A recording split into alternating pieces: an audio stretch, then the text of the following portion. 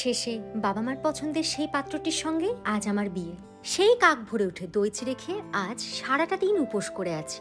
আজকাল অবশ্য কেউ আর উপোস টুপোস থাকে না, কিন্তু আমাদের মতো নিম্ন মধ্যবিত্ত ঘরে নিয়মটাই শেষ কথা। শুধু গায়ে হলুদের সাজের জন্য আলাদা করে মেকআপ আর্টিস্ট বুক করার ক্ষমতা আমাদের থাকে না, তাই বাড়ির কেউ বা বান্ধবীরাই রেডি করিয়ে দেয়। আমি অবশ্য ইউটিউব দেখে একটু একটু সাজতে শিখেছি। বাড়িতে আমরা দু বোন, বোন আমার অনেকটাই ছোট।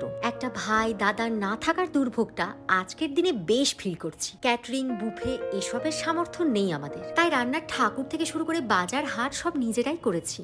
যতই হোক বাবা মাকে তো আর পর ভাবতে পারিনি। দুটো পয়সা বাঁচলে তা তো আমার বাবা মায়েরই বাঁচবে। শুধু একটা দিনের জন্য কত মেয়ের বাবা সারা জীবনের সঞ্চয়কৃত অর্থ ফুরোয়, কত মেয়ের বাবাকে ধার দেনা করতে হয় যার সুদ চলে সারা জীবন ভোর। তারপরেও এক রাস চিন্তা নিয়ে মেয়েকে ঠেলে দিতে হয় এক অনিশ্চিত ভবিষ্যতের দিকে। আদৌ কি মেয়ে সুখে থাকবে সেখানে?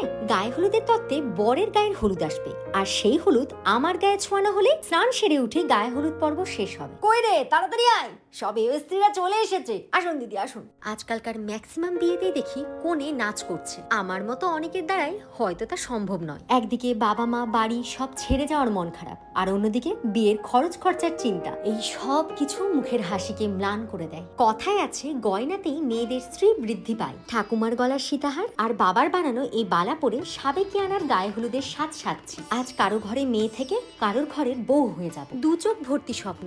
আমার কি এখানেই শেষ? জানি না মানুষটা কেমন হবে, জানি না আমার কি ভবিষ্যৎ। নিজেকে গুণবতী সংসারী প্রমাণ করার সব থেকে নিকৃষ্ট পরীক্ষা আমার শুরু হতে চলেছে। সঙ্গে থেকো, সাহস জুগিও, আমি ঠিক পারবো।